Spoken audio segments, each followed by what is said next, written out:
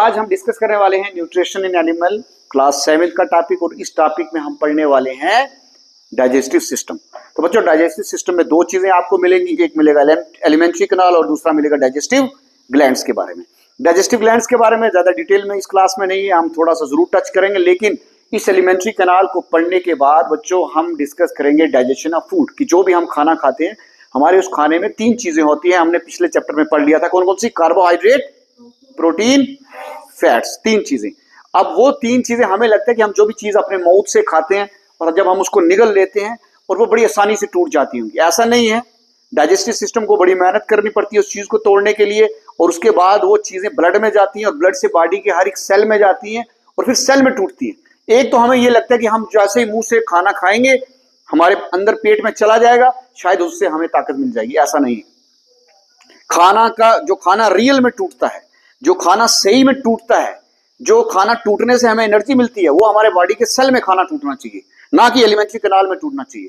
तो सबसे पहले हम आज जानने की कोशिश करेंगे कि एलिमेंट्री कैनाल क्या होता है, कौन कौन सा हिस्सा ऐसा है जो खाने को तोड़ने में मदद कर रहा है और वो उस हिस्से का नाम क्या है। ठीक है, तो स्टार्ट करते हैं सबसे पहले एलिमेंट्री कैनाल की। तो डाइजेस्टिव सिस्टम के दो हिस्से हैं। पहला हिस्सा है बच्चों एलिमेंट्री कैनाल।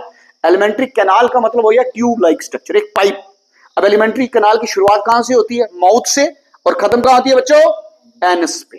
ठीक है, ट्यूब लाइक स्ट्रक्चर है। तो सबसे पहले बात करते हैं कि हमारे एलिमेंट्री कैनाल में कौन कौन से पार्ट है। Mouth, buccal cavity, pharynx, oesophagus, stomach, small intestine, large intestine, rectum और एनस।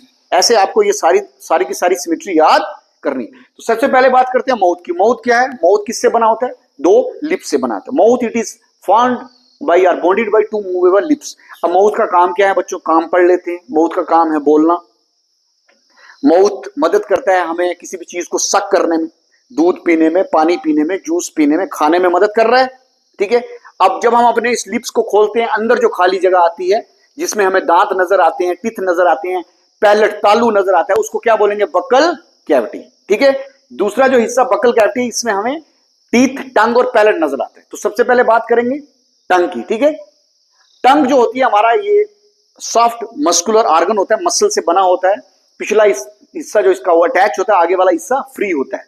जब भी आप अपनी टंग को शीशे में देखोगे, आपको अपनी टंग के ऊपर छोटे छोटे छोटे दाने नजर आएंगे। इन्हीं दानों के अंदर हमारे पास टेस्ट बड होते हैं जो स्वाद का पता लगाते हैं। तो जीभ का काम क्या है बच्चों? टंग का काम क्या है? स्वाद का पता लगाना। अब हमारे पास कितने किस्म के स्वाद हैं? 4 किस्म के। कौन कौन सा? जोर से बोलेंगे। स्वीट, साल्टी, सोर, बिटर।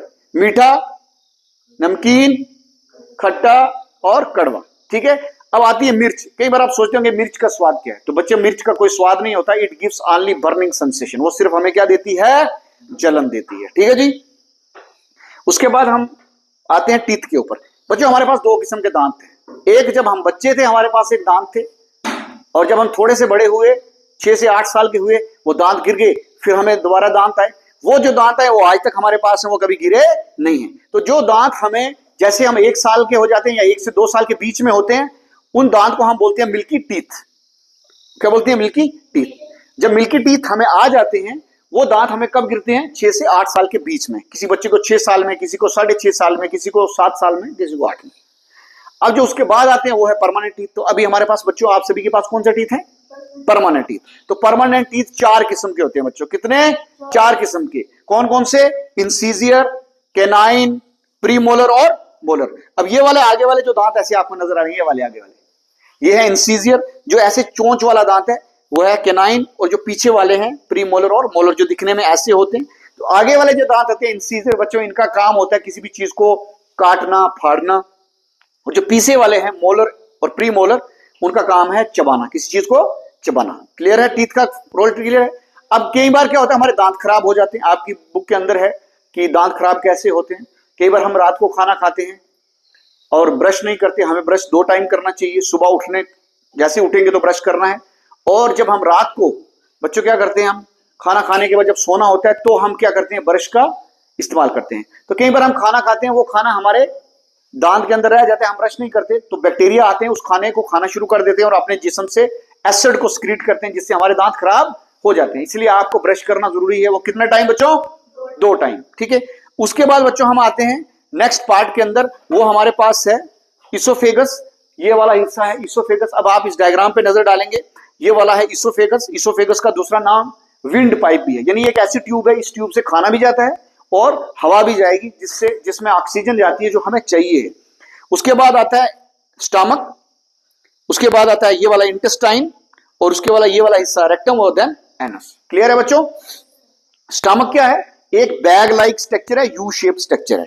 स्टमक के बाद ऐसी ट्यूब नजर आएगी आपको, बहुत उलझी हुई, यू शेप्ड, ऐसे फोल्ड होते हैं बहुत ज्यादा। आपने अगर कभी हैन देखा हो या कभी आपने गोट को काटता हुआ देखा हो, तो उसकी जो आंतें होती हैं, इंटेस्टाइन का मतलब हो गया आंतें, ठीक है। तो अब जो इंटेस्टाइन है बच्चों, हमने इंसान के इंटेस्टाइन को दो पार्टों में डिवाइड कर दिया, लार्ज इंटेस्टाइन और स्मॉल इंटेस्टाइन। अब ये जो स्मॉल इंटेस्टाइन पहले आती है, इसका नाम स्मॉल जरूर है, लेकिन ये लंबाई में काफी ज्यादा होती है, चौड़ाई में कम होती है। लार्ज इंटेस्टाइन लंबाई में कम होती है, चौड़ाई में ज्यादा होती है।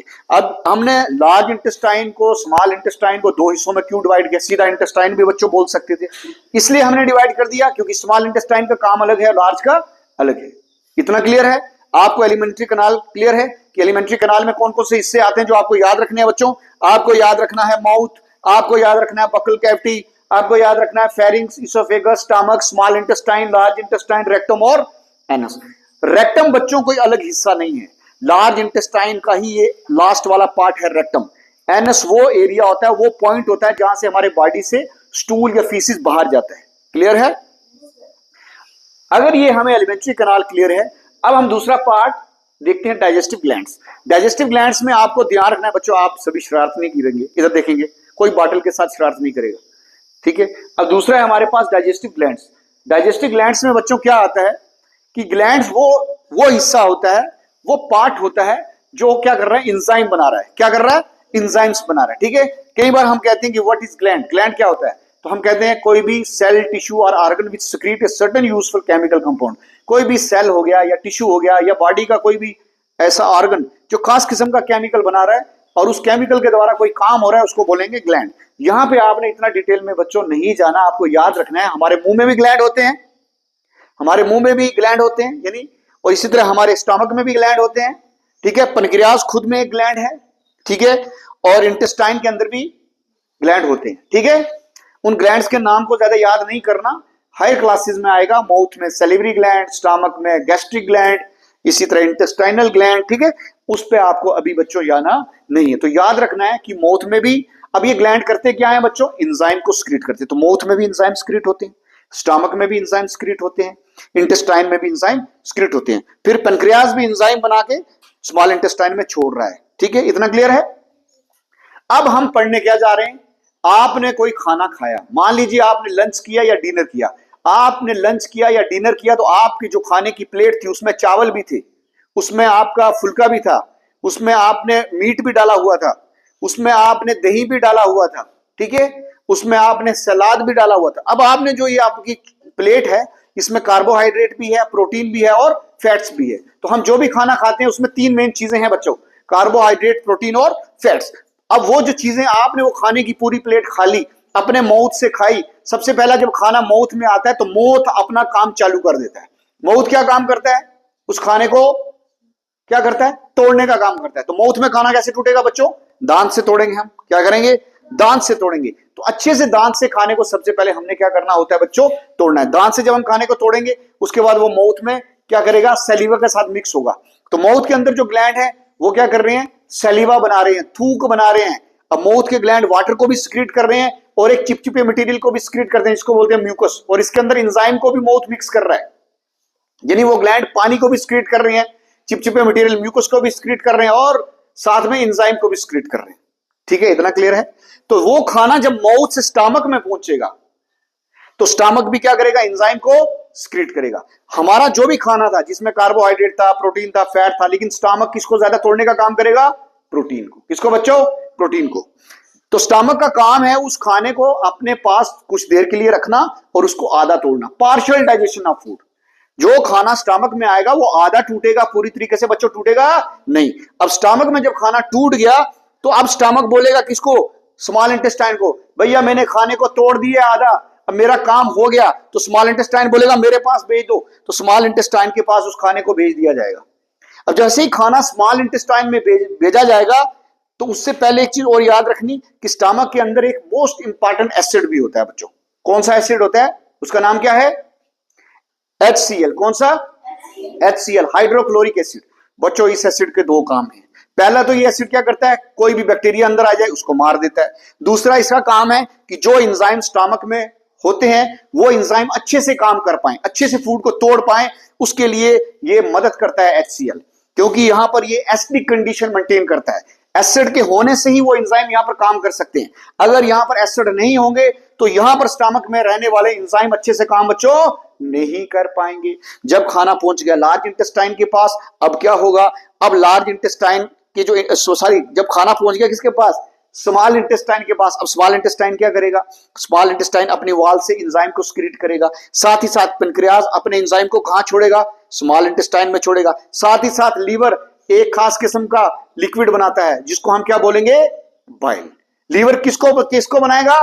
बाइल को। लीवर बाइल को बनाने के बाद कहां भेज देता है? गॉल ब्लैडर के पास। और गॉल ब्लैडर उस बाइल को स्टोर रखता है, और जब खाना स्मॉल इंटेस्टाइन में आता है तो गॉल ब्लैडर से वो लिक्विड कहां पहुंच जाता है? स्मॉल इंटेस्टाइन में। अब ये गॉल ब्लैडर क्या है? देखो बच्चों, लीवर के साथ एक छोटी सी थैली होती है जिसमें अगर आपने किसी हैन में या कॉक में देखा होगा, ग्रीन कलर का फ्लूइड उसमें भरा होता है, वो होता है बाइल। ठीक है, तो बाइल एक ऐसा लिक्विड है जो लीवर बनाता है। और इस बाइल का काम क्या है? इस बाइल का काम है फैट को तोड़ना। किसको तोड़ना बच्चों? फैट को तोड़ना भी, और फैट को एब्जॉर्ब करने में भी मदद करता है। एक चीज याद रखनी है, bile is not enzyme. Bile कोई एंजाइम नहीं होता, लेकिन फिर भी ये खाने को तोड़ने में क्या कर रहा है बच्चों? मदद कर रहा है। यहां पर हमने लीवर का सिर्फ बाइल के फंक्शन को पढ़ना है, लीवर के और फंक्शंस को नहीं देखना कि लीवर का डाइजेशन में क्या रोल है, फूड को तोड़ने में क्या रोल है, वो हमने देखना है। तो जब हमारे पास स्मॉल इंटेस्टाइन के अंदर सभी एंजाइम फूड के ऊपर टूट पड़ेंगे, अब स्मॉल इंटेस्टाइन में कौन सा फूड आया? कार्बोहाइड्रेट भी था, प्रोटीन भी था, है ना, और फैट भी था। और जो एंजाइम इंटेस्टाइन से आए, पेनक्रियाज से आए, लीवर से आए, उन्होंने क्या किया? कार्बोहाइड्रेट को, प्रोटीन को, फैट को तोड़ के पानी की शक्ल में तब्दील कर दिया। तो बच्चों, कार्बोहाइड्रेट टूट के किस में कन्वर्ट हो जाता है? ग्लूकोज में। जब तक ग्लूकोज में कन्वर्ट नहीं होगा कार्बोहाइड्रेट, तब तक वो स्मॉल इंटेस्टाइन से ब्लड में नहीं जाएगा। प्रोटीन टूट के किस में कन्वर्ट होती है बच्चों? अमाइनो एसिड में। जब तक प्रोटीन टूट के अमाइनो एसिड में कन्वर्ट नहीं होगी तो स्मॉल इंटेस्टाइन से ब्लड में बच्चों नहीं जाएगी।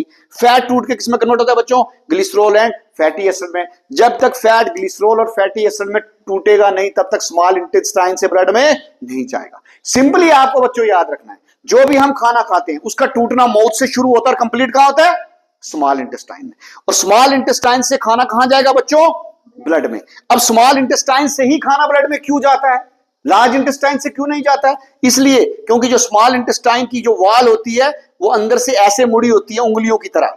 इसको, इन उंगलियों जैसे स्ट्रक्चर को हम बोलेंगे विलाई। इस विलाई के कारण स्मॉल इंटेस्टाइन से खाना कहां चला जाएगा बच्चों? ब्लड में। वेरी गुड, कहां चला जाएगा? ब्लड में। ठीक है, यहां एक चीज और याद, जब खाना ब्लड में चला गया, ब्लड से खाना कहां जाएगा? बॉडी के हर एक सेल में। अब जो खाना ब्लड से बॉडी के हर एक सेल में चला गया, सेल में जाके जो खाना टूटेगा, तब हमको क्या मिलेगी? एनर्जी। लेकिन याद रखो, जो खाना इस एलिमेंट्री कैनाल ने यहां तक तोड़ा था, इससे हमें एनर्जी नहीं मिली थी। जो खाना ब्लड से सेल में पहुंचा, वहां टूटा तो हमें क्या मिला? एनर्जी मिली। तो पता चला खाना खाने से भूख नहीं, एनर्जी नहीं मिलेगी। एनर्जी तब मिलेगी जब हमारा खाना कहां टूटेगा? सेल के अंदर। तो सेल के अंदर उस खाने को वहां तोड़ने का काम एक चीज करती है, वो है ऑक्सीजन। जब तक ऑक्सीजन सेल में नहीं होगी, हमारा खाना टूटेगा नहीं, हमें एनर्जी मिलेगी नहीं। अब जो खाना स्मॉल इंटेस्टाइन में नहीं टूट पाया किसी वजह से, अब उस खाने का क्या होगा? अब वो खाना कहां जाएगा? Large intestine. स्मॉल इंटेस्टाइन ने लार्ज इंटेस्टाइन को बोला, भैया मेरे पास कुछ ऐसा खाना है जो ब्लड में नहीं जा रहा, मैं क्या करूं? लार्ज इंटेस्टाइन बोलेगा मेरे पास भेज दे। जब लार्ज इंटेस्टाइन के पास वही खाना आएगा, अभी उस खाने के अंदर बहुत ज्यादा पानी है, कुछ मिनरल्स हैं, तो लार्ज इंटेस्टाइन से उस खाने से वो पानी और वो मिनरल कहां चले जाएंगे? ब्लड में।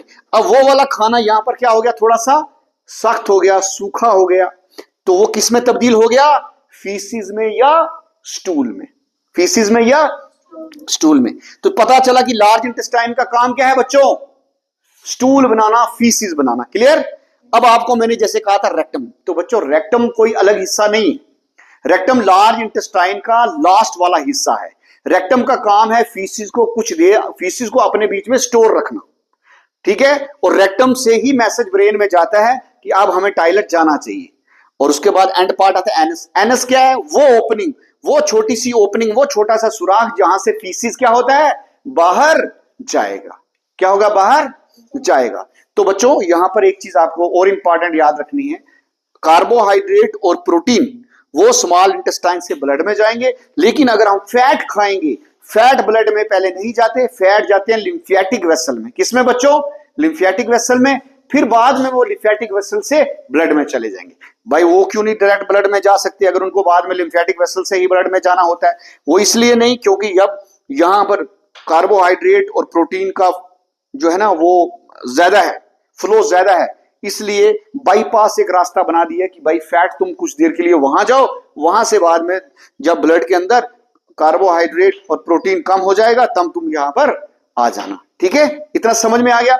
अब इस पूरे लेक्चर से आपको दो चीजें आपने बच्चों याद रखनी। एक, आपको एलिमेंट्री कैनाल के अंदर इन सभी पार्ट्स को याद कर लेना, सिमेट्री वाइज याद करना, जैसे मैंने लिखा है वैसे याद करना है।